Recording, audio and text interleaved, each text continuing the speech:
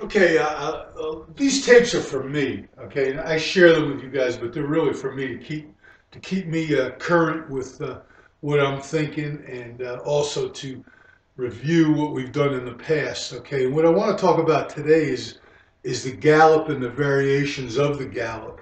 Okay, um, to me, the Gallop is simply this. It's the same thing that linebacker coaches teach in open field tackling. They want to approach. Nobody approaches tackle. Well, some people still do, but most people are approaching tackling with one leg forward and one leg back. Okay, what they want to do is control pursuit or runaway on the back leg. Okay, and they know that they got help on the front leg. Okay, so I saw this high school team doing tackling drills one day, Gallop, and I'm like, yeah, hey.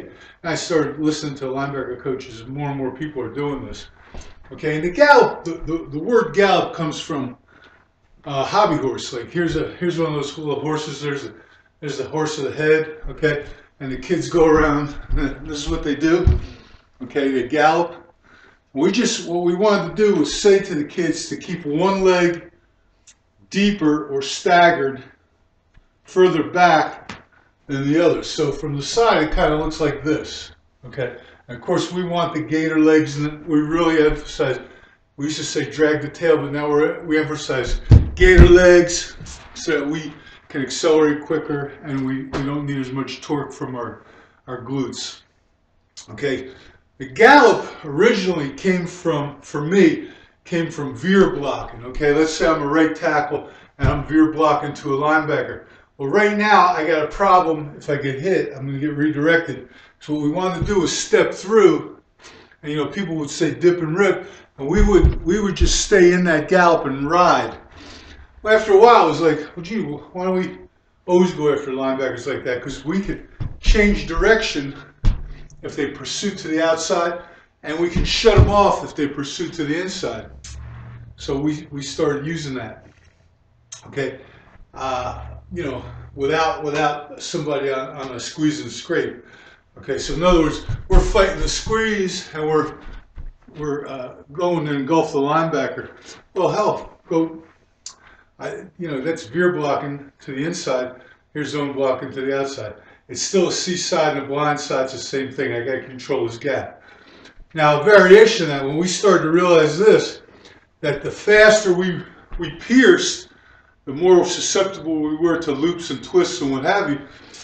So we started with we didn't originally call it this, but the red light concept. Okay, there's nobody within striking distance. More than likely, I have the linebacker.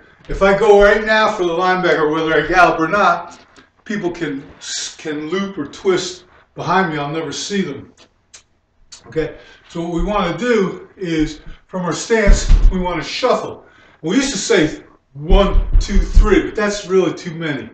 Okay, C gap 1, 2, A gap just 1. Okay, and obviously I mean outside leg. Okay, A gap run, 1's plenty. Okay, you're going to match from there. C gap run 1, 2. And then go gallop and get the linebacker. Because by then something should be happening. You should be able to see it. But the reason you want to stay on the line of scrimmage is so you can help the guys on either side of you. The guy you can see and the guy you can't. Okay. So we're shuffling 1, 2, and let's just say we have a C gap 1, 2, and we get a guy long sticking us. Well, we can't stop him, but we can rewind and shut off what's coming that we can't see.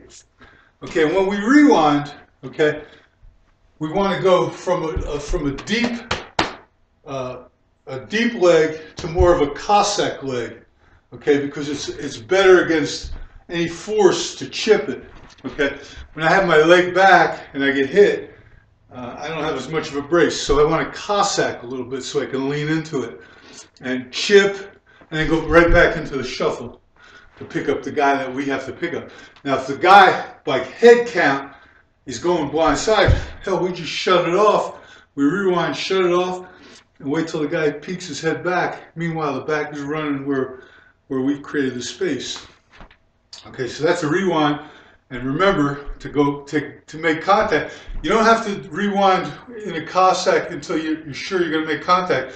When you do make contact, you want that foot to be more parallel now so that you can chip into it and you go right back to it. Now, if I'm the guard, let's say it's red light, and we're running a gap and I take my one shuffle and I get hit, well, that leg is that's a brace leg against pressure coming from this direction, okay? And all I got to do is match it. I'm in the big tree, everybody's happy. Of course, you know, I'm stiff, but you gotta keep those gator legs, okay? If we're going C-gap and I'm the guard, I shuffle, and a guy long sticks, I would shut him off, I'd rewind. But if he sticks to me, short sticks, okay, I go right into a scoot, okay, so go from a shuffle to a scoot, and I cover him up, okay? And I try to stay square to air. Now, when we stay square to air, we're really talking about our hip joints, okay, because we can turn the turret to hammer to give the tackle some help. We don't want to turn the turret backside too much. We would stuff that, okay, but we'd only stuff it so far. Okay, so a guy's sticking, we can get our hands on him. We want to stuff it, but we don't want to, okay. But when we go to the C side, we can turn quite a bit, okay. And we would hammer. Let's say you have a stalemate here and the tackle can't get any push. This guy's in your way. He's really not trying to attack you.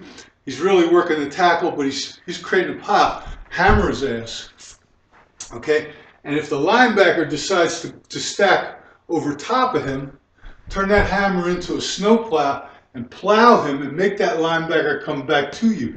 And when you snowplow, all it is you've just decided that you're going to plow, so sprawl. Okay, get your feet behind you and start plowing that dude, okay? And make the linebacker come to you. Okay, it's all simple if he sticks to you or if the linebacker runs through. As you go to shuffle, the linebacker runs through, cover him up. No big deal. Okay, now, variation, a final variation of the gallop was a cow tip. Okay, and some people say that this is galloping. Okay, over the up foot. Okay, we call it cow tipping. And we actually do this. We start by moving this foot first because it gives us a chance to make contact in 2 steps and to not turn. Okay, so we call it cow tipping. And the idea is that we're going to do it, we're going to cow tip with our hands. We're going to push the cow, you push the cow on the hips and you destabilize it. That was the idea of the cow tip. Okay, so we know that we're going to do this. Now here's the deal. I've been working on this quite a bit. You don't have to necessarily be at an angle. Okay, the wider that guy is, the more it's like a skip and then a cow tip. Okay, or if you had to cover him, okay, a skip and then a deep set. Okay, or a deep brace. So look at it this way. Okay, I'm moving to my inside foot. Skip, okay, skip and brace. Okay, see it again. Skip and brace. Okay, that's basically a scoot. Of course, I can't scoot because I'll fall on my face. But remember, the scoot, you need something to hit. Okay, the scoot is nothing but the big tree in a teeter. Okay, teetering means the tree's falling down. Okay, you're using gravity, you're using the tree, the weight of the tree to pull yourself down. Okay, now you're adding your mass to whatever voluntary contraction you have. But anyway, red light. Nobody within striking distance, arm's length. Okay, I'm going to play in a stagger until there's a reason for me to come out of the stagger. Okay? That's all I got for you today.